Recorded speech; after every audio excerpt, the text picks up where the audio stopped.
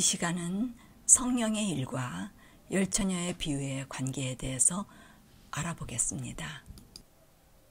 지난 시간 성령의 세 가지 일은 성소로 인도하여 십자가를 통하여 십계명이 이루어지므로 하나님의 형상이 회복되는 과정을 살펴보았습니다. 마태는 그리스도께서 말씀하신 혼인예복의 비유로 청함과 택함과 심판에 대하여 성령의 일을 묘사했고, 요한은 그리스도께서 알려주신 성령의 세 가지 일은 죄에 대하여, 의에 대하여, 심판에 대하여 기록하였고, 베드로는 부르심과 택하심과 영원한 나라에 들어간다고 기록하였고, 바울은 부르심과 의롭다 하심과 영화롭다 하심으로 영생으로 이끄는 성령의 과정을 설명하여 성경 전체 성령의 일이 단계가 명확히 제시되어 있음을 알 수 있습니다. 이 부분이 명확하지 않으면 애매모호한 혼란스러운 성경의 주먹구구식 해석이 이루어질 수 있게 됩니다. 심판이란 분명한 기준이 있어야 하며 누군가가 누구든지 이해할 수 있는, 판단하고 심사하고 판결할 수 있는 법이어야 합니다. 하나님의 심판이란 공정하고 합리적이고 합법적이며 이치적이고 그리하여 공의의 하나님이 되십니다. 인간 나라의 법도 명확한 성문법이 있어 누구나 그것에 근거하여 판단하고 판결이 이루어지게 되는 것으로, 하나님의 나라의 법은 더욱 명확한 판단의 기준이 있어야 하겠습니다. 이 기준을 제시하는 것이 믿는 사람들의 세 부류의 성령의 일로 명시되어서 청함과 택함과 심판의 상태로 구분되어지고 분명한 기준이 제시되어 있습니다. 이 부분이 제시되므로 분별이 확실하며 자신의 신앙의 현주소와 나아갈 방향과 목적점이 더욱더 분명해질 수 있는 것입니다. 이것을 총괄한 설명이 성소의 도면에 있습니다. 성경의 모든 말씀이 도면으로 제시되어서 우리에게 분명한 기준점을 계시합니다. 성소는 하나님의 형상 회복의 과정과 방법을 우리에게 보여주는 것으로 성령의 세 가지 일을 확인하게 해줍니다. 청함과 택함과 심판으로, 또 죄와 의와 심판으로, 부르심과 택하심과 영원한 나라에 들어감을, 부르심과 의롭다 하심과 영화롭다 하심으로 죄의 본질로부터의 자유와 죄의 권세로부터의 자유와 죄의 존재로부터의 자유로 성경의 모든 말씀이 한눈으로 읽을 수 있으며 분별하게 합니다. 성소는 모세오경의 핵심 내용으로, 모세오경은 성령의 일을 말해주며 하나님 형상 회복을 제시합니다. 모세오경의 성소와 절기는 모두 하나님의 형상 회복과 방법과 과정과 내용을 분별하도록 우리에게 주어진 것이며, 그리스도에 관한 것과 우리 자신에 관한 것과 인생의 비밀과 구원에 필요한 성령에 관한 모든 것을 알게 해줍니다. 마태복음 24장에는 심판의 때 마지막 징조에 대한 말씀이 언급되어 있고, 마태복음 25장은 그리스도의 재림을 기다리는 믿는 사람들의 두 부류로 분리하고 있습니다. 열처녀의 비유와 달란트의 비유, 양과 염소의 분류는 모두 심판에 관한 비유로 재림을 기다리는 두 부류의 신앙들입니다. 그중 열처녀의 비유에 대해서 살펴보겠습니다. 마태복음 25장 1절에서 4절 말씀입니다. 그때 천국은 마치 등을 들고 신랑을 맞으러 나간 열처녀와 같다 하리니, 그 중에 5은 미련하고 5은 슬기 있는지라. 미련한 자들은 등을 가지되 기름을 가지지 아니하고, 슬기 있는 자들은 그릇에 기름을 담아 등과 함께 가져갔더니 두 부류의 처녀들은 모두 등을 가지고 있었는데 등은 믿는 자들의 외형적인 신앙생활을 말합니다. 두 부류의 처녀들은 모두 외적으로 경건의 모양에는 차이가 없습니다. 그러나 신랑이 올 때 기름이 있는가와 기름이 없는가로서 경건의 능력인 내면의 차이가 있음이 드러납니다. 두 부류의 신앙인들은 모두 등과 등에 기름을 가지고 있었지만 신랑이 올 때를 위하여 따로 준비한 기름이 있느냐 없느냐의 차이가 나타납니다. 기름은 성령을 표상하는 것으로 따로 준비한 기름은 성령의 임재, 즉 성소 안에서 그리스도와 연합함으로써 의를 얻어 언약의 관계가 맺어지는 것을 말하는데 죄인이 심령에 성령이 임함으로써 거하는 것을 말합니다. 즉 하나님의 임재와 함께 그리스도의 품성이 죄인 안에 거함으로써 경건의 능력을 소유한 심령을 말합니다. 미련한 처녀로 대표하는 신앙인들도 등과 기름을 가지고 있었고 등에서 빛이 발하고 있었습니다.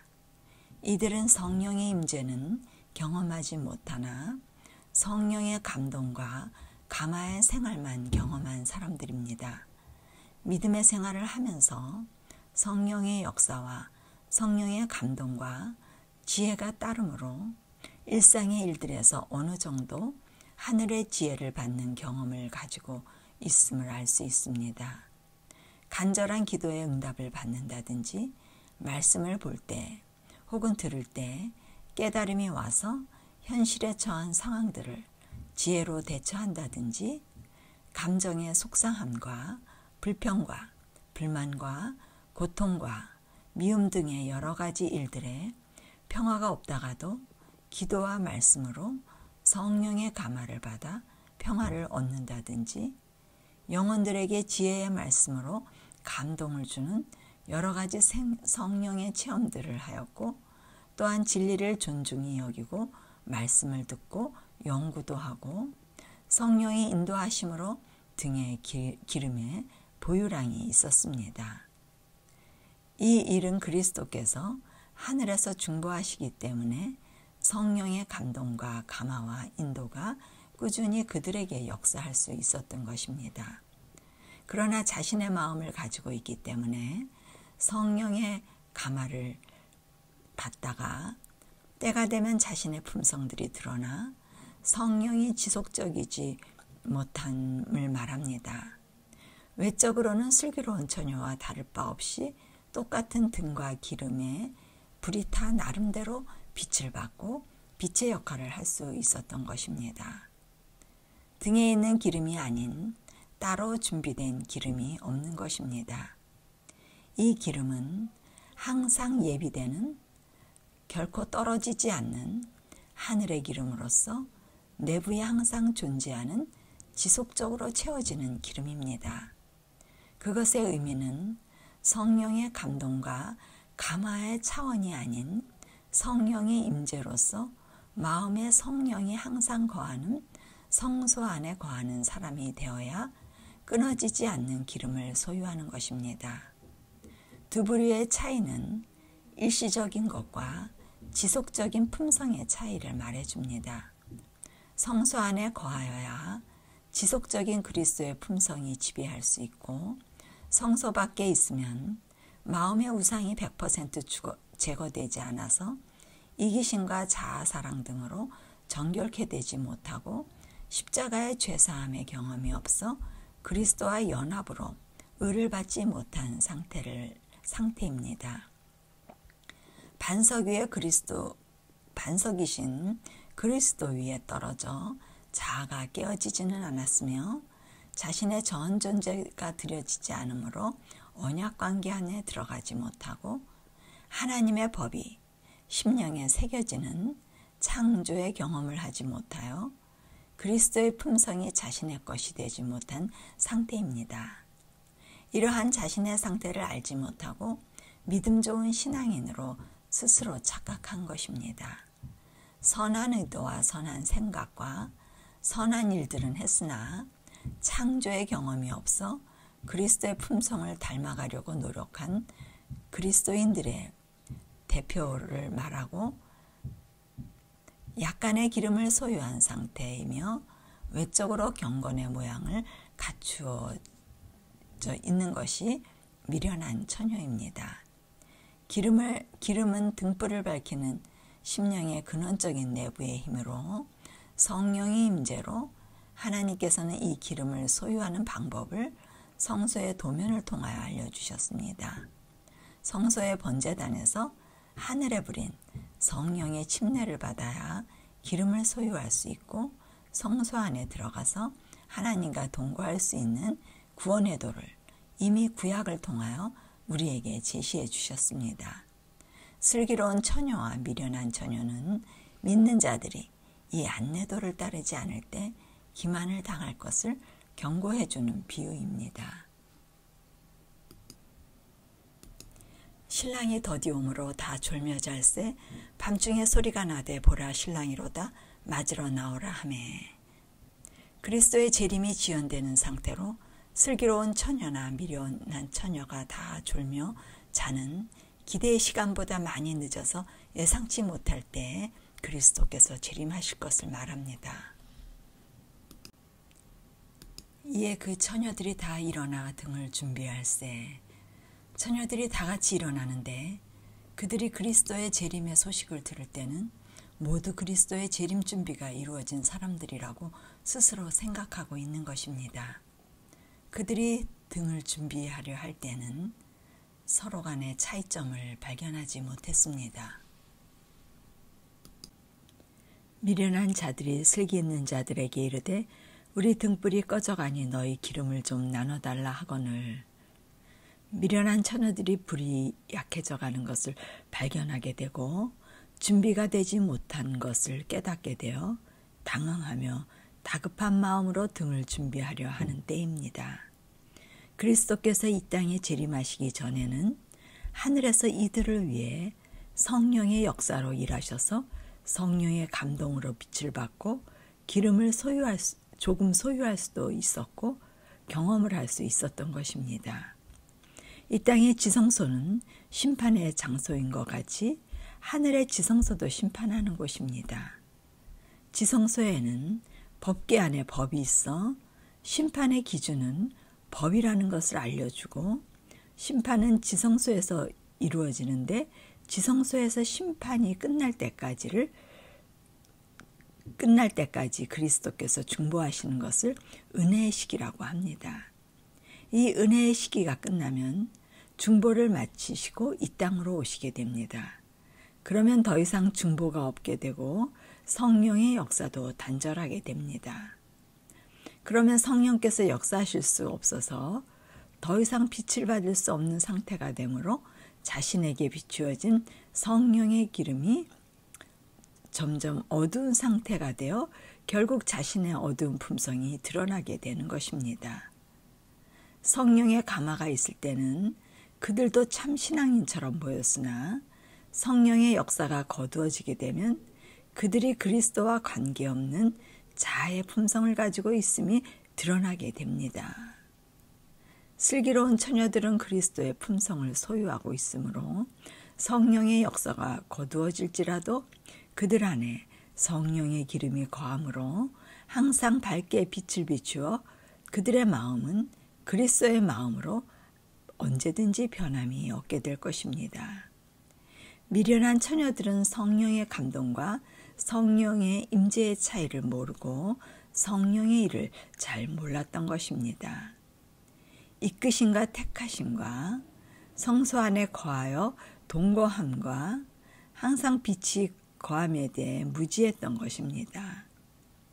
교회를 다니고 신앙을 잘하며 불쌍한 사람들도 동정하고 동정과 연민으로 잘 도와주고 선한 행위를 잘하였기 때문에 겉으로 슬기로운 처녀와 크게 다를 바가 없었던 것입니다.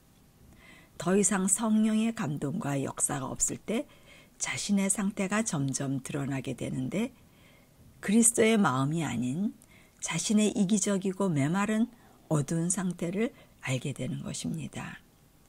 지금까지 신앙인이라고 자부했던 그들이 그제서야 자신의 영적 상태를 보고 슬기로운 처녀들에게 하소연하나 자신들의 어리석음을 너무 늦게 깨닫게 되는 것입니다.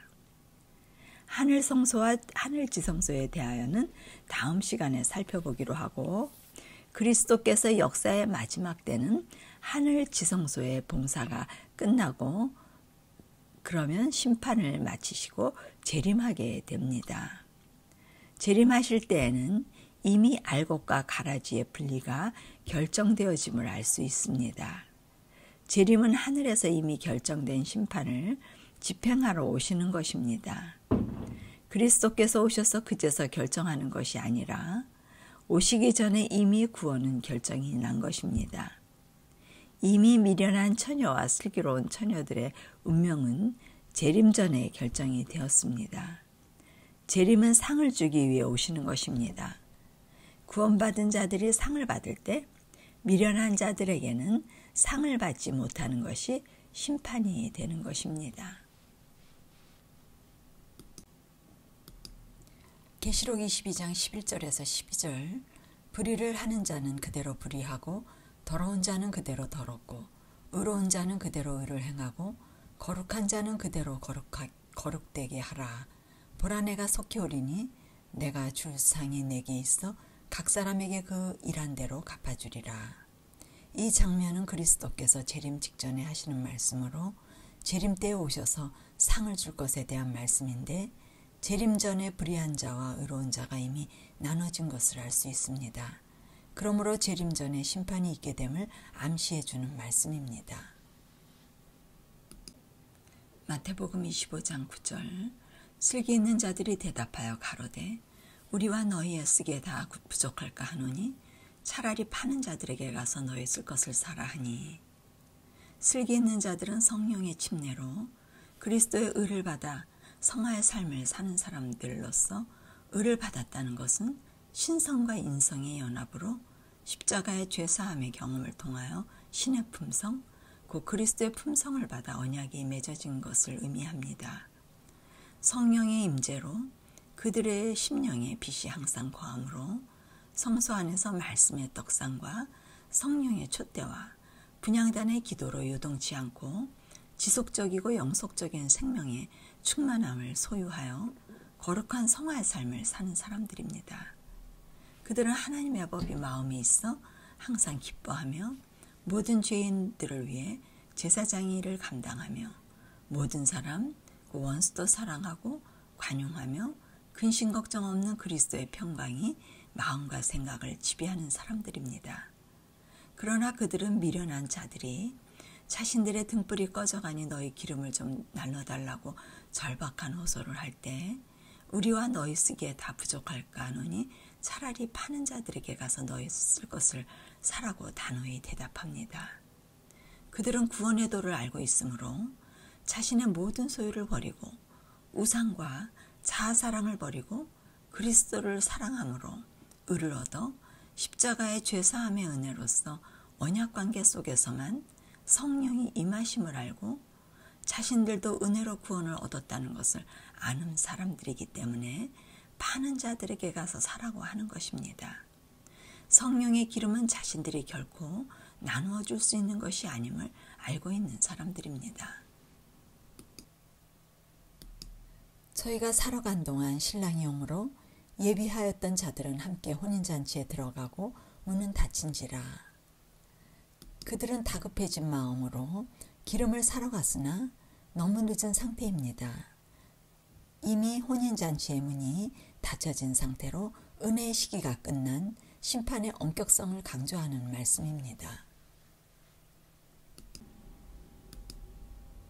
그 후에 남은 처녀들이 와서 가로되 주여 주여 우리에게 열어주소서. 대답하여 가로되 진실로 너희에게 이르노니 내가 너희를 알지 못하노라 하였느니라.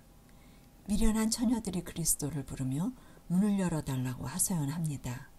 그러나 그리스도께서는 야박하고 매몰차게 내가 너를 알지 못한다고 합니다. 그들과 그리스도와는 모르는 사이라고 합니다. 아는 사이는 하나가 된 사이로 연합된 사이입니다. 부부가 되어 언약이 맺어진 상태가 아닌 사이입니다. 같이 동거하며 사는 것입니다. 동거하면 여러분들은 성소를 연상시키실 수 있으십니다. 자아 부인을 통하여 십자가에서 그리스도와 함께 못 박혀 죽음으로 더 이상 자신의 삶을 살지 않겠다는 고백과 함께 자신은 죽었고 없어지고 그리스도만 사시는 생애로 연합하여 성령의 침례로 성령의 임재가 있으므로 새롭게 창조함을 받아 그리스도의 의의 품성을 얻고 성소 안에 들어가 받은 일을 잘 유지하며 성화의 삶을 사는 사이가 동거하는 사이가 되는 것입니다. 항상 함께 거하며 동거동락하며 같이 더불어 먹고 사는 사이로서 그리스도의 품성을 소유한 창조에 관한 이야기입니다. 이 성소 이야기를 모르면 사랑과 자비와 죄인을 사랑하셔서 무조건적으로 용서하시는 그리스도께서 왜 이때에는 그렇게 모질게 처리하셨는지 인간적인 정서와 감정으로는 이해가 어려운 것입니다. 그리스도께서는 항상 원칙에 관한 이야기로 하나님이 하시는 창조를 말씀하십니다. 그러나 죄인은 창조되지 못한 자신들의 원칙으로 해석하여 하나님과 죄인 간에 교제가 안 되고 혼란이 오게 됩니다. 법은 하나님께서 창조해 주셔야 일어나는 일입니다.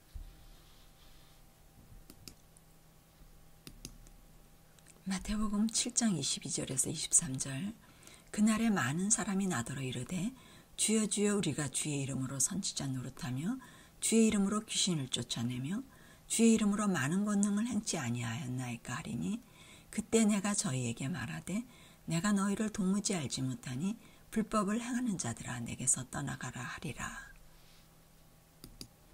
그리스도의 이름으로 선지자 노릇하며 귀신을 쫓아내며 권능을 행하여도 그들을 알지 못한다고 하십니다. 새언약 관계로 성령의 생명의 법, 곧 하나님의 법이 그들의 마음과 생각에 기록되어야 그리스도의 품성으로 일치되어집니다. 그들은 신앙을 한다고 하고 성령을 받아 하나님의 일을 했지만 성령의 일에 대하여 알지 못하고 이끄심과 택하심을 알지 못하여 성령이 임재하심으로 그리스도의 마음이 아닌 자신들의 마음과 원칙으로 신앙생활을 했으며 다른 영들의 지배를 받아 능력을 행사하여 하나님께서 마음에 기록해 주신 법과는 관계없는 불법의 일을 했다고 합니다. 하나님의 법을 소유하지 못한 불법을 행하는 미련한 처녀들에 대하여 말씀하시는 것입니다. 성령께서 기록해 주신 하나님의 법, 성령의 법이 우리의 마음에 있지 않으면 우리는 우리 마음으로 일을 하기도 하고 특별한 능력을 받기도 하는데 이 모든 것들은 하나님의 법과 관계없는 불법의 역사를 받게 됩니다. 그리스도 이름으로 기도하고 받은 것인데도 불구하고 그리스도와 관계없는 것이 됩니다. 그리스도께서는 내가 너희를 도무지 알지 못한다고 하시는 말씀은 아는 관계가 아니고 같이 먹고 산 관계가 아니라고 하는 것입니다. 미련한 처녀에게 하신 말씀과 똑같은 말씀을 거짓 선지자 노릇하고 그리스도의 이름으로 권능을 행한 사람들에게도 말씀하시고 계십니다. 거짓 선지자가 많이 일어나 많은 사람을 미혹하겠으며 불법이 성함으로 많은 사람의 사랑이 식어지리라. 그러나 끝까지 견디는 자는 구원을 얻으리라. 이 천국 복음이 모든 민족에게 증거되기 위하여 온 세상에 전파되리니 그제야 끝이 오리라. 거짓 선지자들의 일은 불법이 성하게 하는 것인데 선지자란 하나님의 말씀을 전하는 사람들로서 하나님의 법을 얻는 것을 가르치지 않고 불법이 성하게 하며 사랑이 식어지게 되는 것입니다.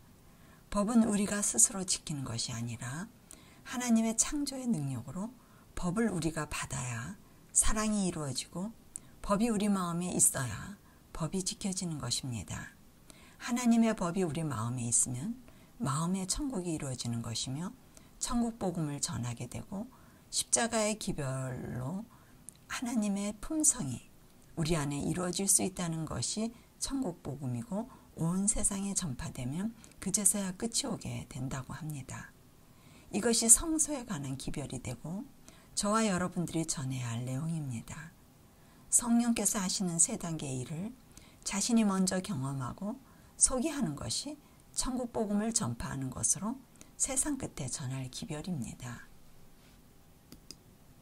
그런즉 깨어있으라. 그날과 그 시를 알지 못하느니라. 깨어있다는 것은 그리스도께서 자신 속에 거하시도록 들여져서 그분의 품성으로 하나가 되어 심판의 기준인 하나님의 법이 원칙이 되어진 심령이 되는 것입니다. 그리스도께서 재림하시기 위하여 중보가 맞춰질 때도 그들의 마음에는 여전히 하나님의 법이 그들을 지배하게 되는 것이 재림을 준비하는 것입니다. 그리하여 그들에게는 성령의 기름이 변함이 없으며 그들의 심령의 내부의 근원을 밝혀주는 근원이 됩니다.